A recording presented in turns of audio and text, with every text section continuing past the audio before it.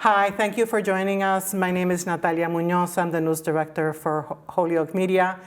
With us today, aside from Johan Graci Vega, the director of media engagement for Holyoke Media, is the president of Holyoke Community College.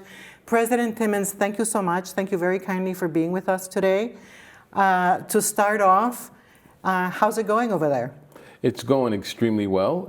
It's an honor to be here, and thank you for inviting me to have this interview with you today. I'm really excited to kind of share what's been happening at the college in the last several weeks that I've been there. But we are off to a great start this semester. A lot of energy now that we are preparing as post-COVID practices, and it looks like the number of students who are in person are up significantly. In fact, our overall enrollment is up 6% approximately year over year. So as you know, that enrollment has been declining for almost a decade or more. To have 6% enrollment increase at this time is really an exciting time for us at the college. And so really embracing not only the enrollment, but the participation on campus and seeing people and what you would traditionally think of in terms of walking around on campus and very active all college day when we opened up the college for the fall term, that there was just a lot of excitement and energy about people moving and about and around campus. So, do you think, well, to what do you attribute that 6%, which seems like a surge in student enrollment? I attribute it to a couple of things. One, I think people are getting used to now being back post-COVID in terms of their normal practices and feeling comfortable. And two, I'm very excited about the Healy-Driscoll announcement around Mass Reconnect that has allowed students who are 25 years and older to go back to college for free. And so really excited about the opportunity to service our adult learners that allows us to do what we do best, which is to serve all students regardless of age or background, to provide them with an opportunity to get a quality education that not only gives them employment, but also improves the economy and the viability of our region. So really excited about that. And then how does that, which works really great for the student population and ultimately, like you pointed out, the economy, how do then you, as president of the college, then with your board, balance the books how is that going to work? So, as you know, the Healy-Driscoll administration did earmark $20 million for this initiative for Mass Reconnect. So that is the seed money that is being used to support this initiative, this important initiative, for not just for HCC, but for all community colleges. And so that is the resources that we will use, that we received an allotment to be able to service our students who qualify for eligible resources. Is there, I know you've been here a short while, so I don't want to say, so what's your 10-year plan? Yet, as someone who has been in higher education for many years, I don't know if it's a regional or if it's nationwide, is there a way where the job market is going that students need to prepare for a different set of jobs? 10, 15 years ago, there was a lot of, let's prepare for nursing, for healthcare. And even so, post-COVID, as you may know, there's still shortages in that field, as there are in a lot of other fields. What are your thoughts on that? So I'm learning the area and learning the needs. I think for me, and to your point, obviously healthcare is a huge opportunity in terms of employment, particularly the national shortage in nursing and what this represents for our region, which is why Mass Reconnect is something that is really exciting about, to be able to provide opportunities for people to kind of fill in those gaps where employment needs are. Obviously, IT is always going to be an impact the region and opportunities for employment as well. And so those are two of the primary that I know that also exist here in Western Massachusetts. As I get to meet with employers and members of our community in the business community about what their needs are, I'll gain a better understanding of what are the regional needs specifically and how Holyoke Community College can help address those needs. Okay, thank you. As you are getting acquainted with the whole environment, not only in the campus, but also in the community, in the city of Holyoke, there are some goals, there are some achievements already, and you are taking over and bringing on your personal experiences, your professional development, You have not only a PhD on higher education management, but also a master's in higher education.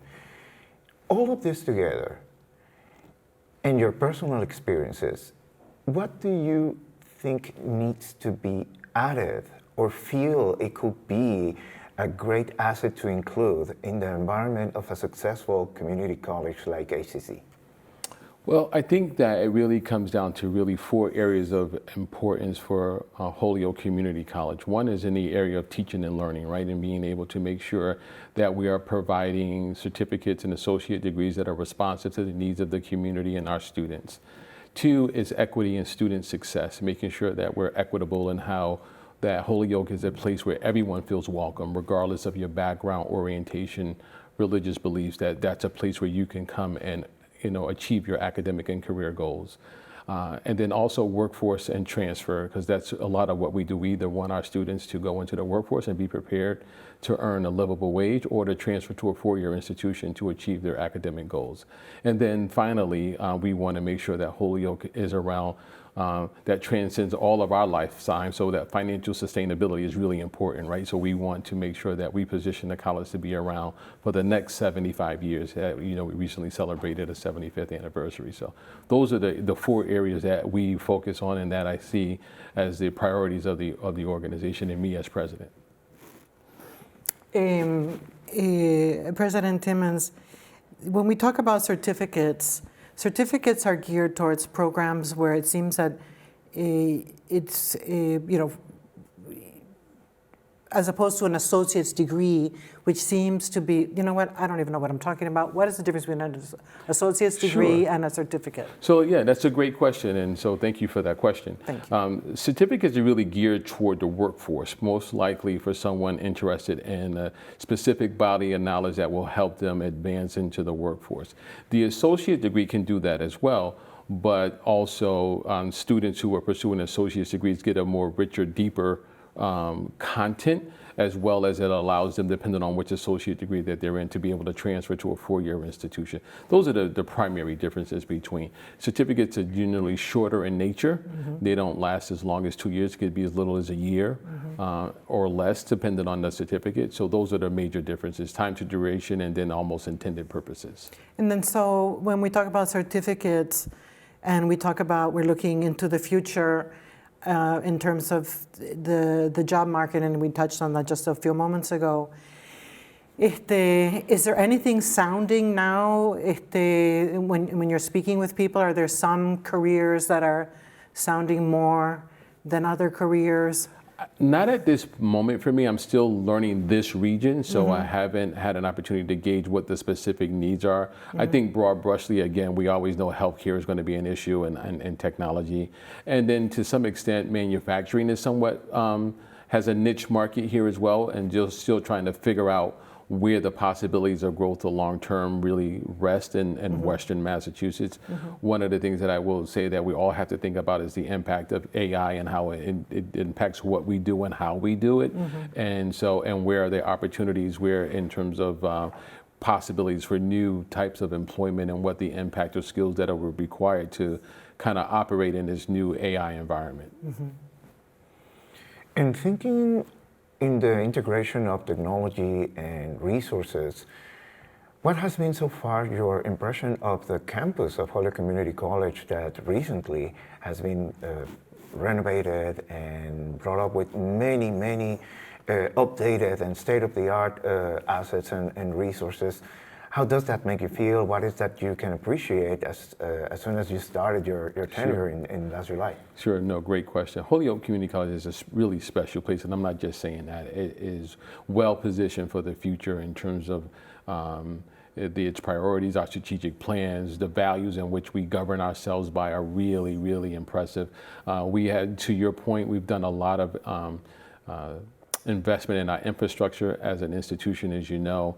We just have done a wonderful job with the landscape in terms of the roads that were done, that were just repaved, and dealt with some deferred maintenance issues that needed to be dealt with. We're refurbishing some of our buildings. The Merit Building, the first floor was done, and we're doing some investment in that as well as other infrastructure projects that we have slated to continue to enhance not only the aesthetics, but the teaching and learning and technology facilities that are going to help us improve academics at Holyoke Community College. President, how is it, Holyoke Community College is a Hispanic serving institution. How do you create a pathway so that, okay, the student body is at least 25% Hispanic? That's the minimum. We're actually up to almost 32%. Oh, wow. Okay. Yeah, so very happy. A third. Yes. Wow. Then how do you then create a pathway for the faculty to also be much more diverse than it is right now?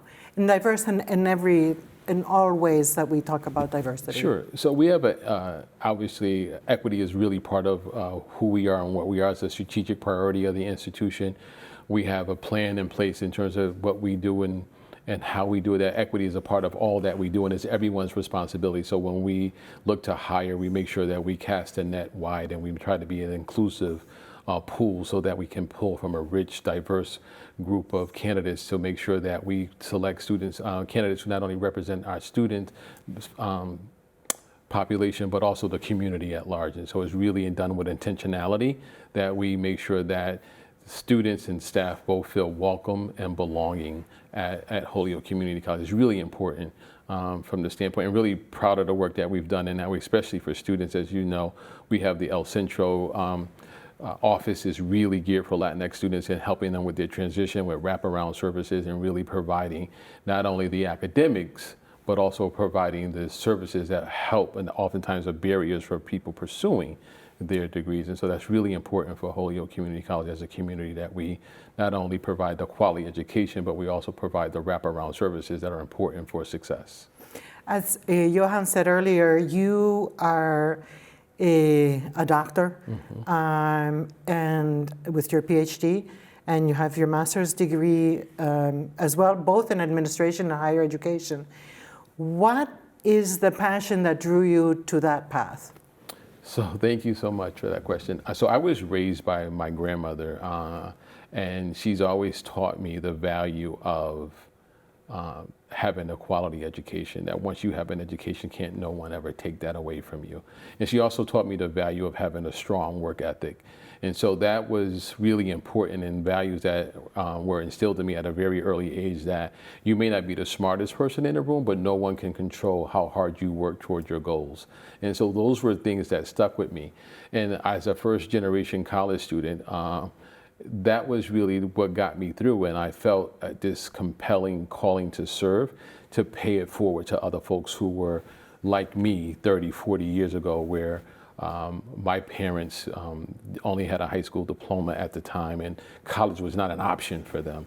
My dad went into the service for a while, and again, those types of opportunities just didn't exist for our family. And so I take this work very seriously, because I stand on the shoulders of all those who come before me to be able to not only be in this position, but to be able to have an opportunity to pay it forward.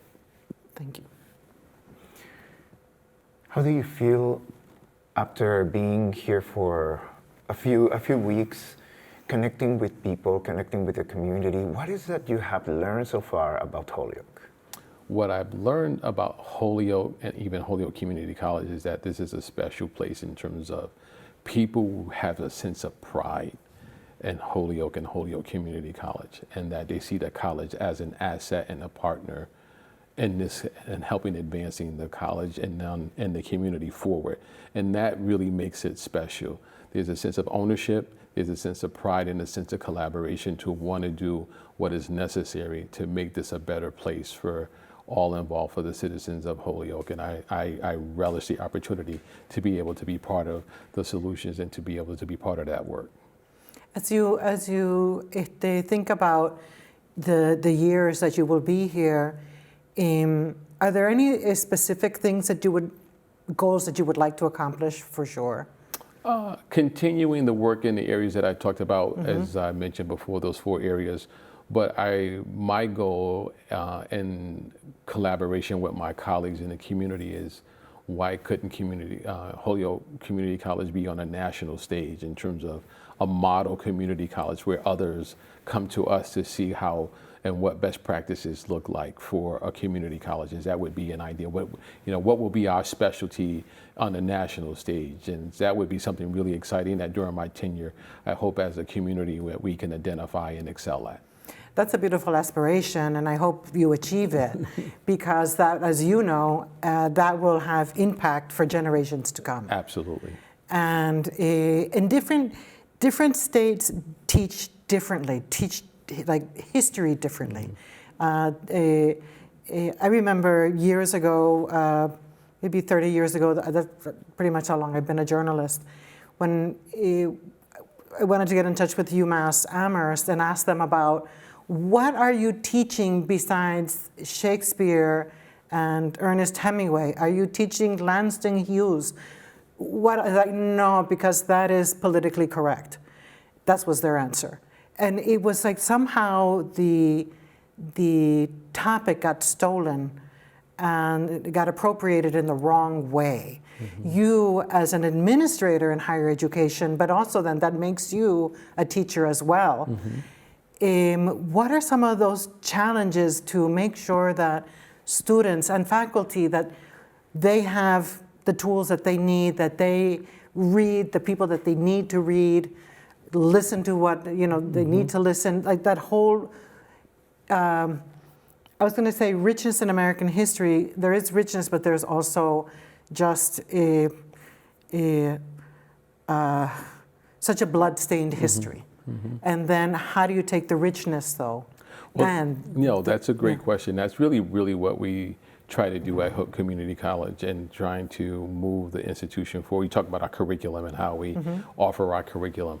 And I have a great team, but we are addressing those issues, and those are things that students are asking for. How do we, as an institution, provide where opportunities, where appropriate, where we provide members of a scholarly piece of work who is of similar ethnicity or background as the students that they represent, so that they see people who mirror them and have diverse thoughts other than what maybe we're accustomed to historically, but making sure that we are inclusive, that there are many people who have contributed to the various disciplines that we all get to benefit from today, and that we do a better job of being more inclusive and making sure that students are exposed to a wide variety of contributors to specific disciplines, so that they have a holistic perspective and exposure to different ideas and thoughts and concepts as it relates to a specific area of specialty.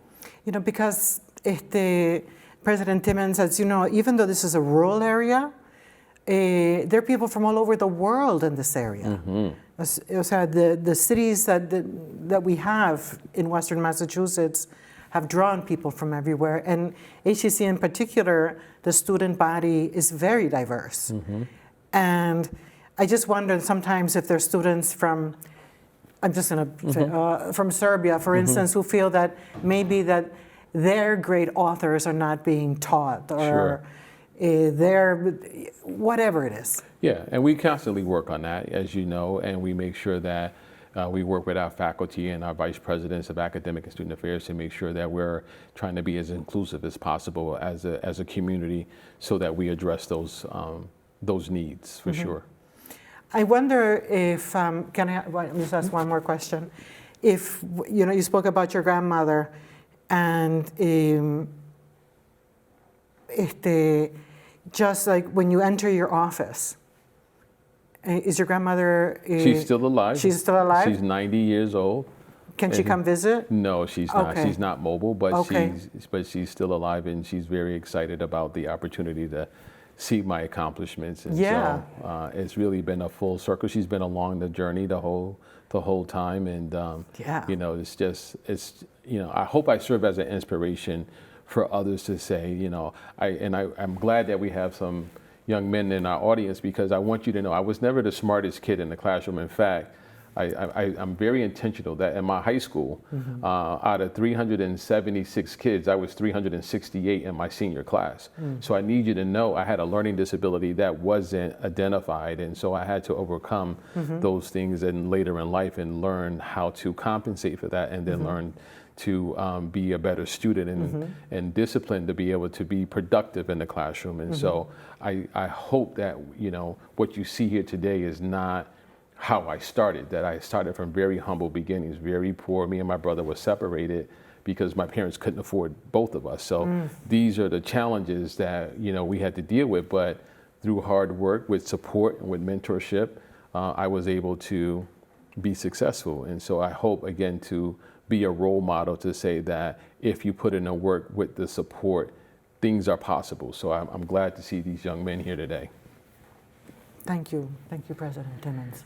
And thinking on that full circle that you mentioned, how do you think in this opportunity that the state is offering with Mass Reconnect could be the perfect moment to connect with the audience, with the community in Holyoke, to let them know that Holyoke Community College is ready to welcome them, is ready to support and to provide that education that maybe in a different time was not possible, but today it is, and that you're here as a new president of this beautiful community college to offer that opportunity. Yeah, it's doing stuff just like this to get awareness, and thank you for this platform to be able to talk about it, because I want our community to know that, you know, finances should not be a barrier for you to pursue your education anymore in Massachusetts, that we do have a place and a home and where we want you to be at Holyoke Community College, and we can help you be successful, and we want you to be successful. So please take the first step and come to our campus and let us help you on your journey toward your academic and career goals. Thank you. Thank you very kindly, President Timmons. Thank you so much for having me. And thank you all for joining us, and we'll see you next time on Holyoke Media Presents. Okay?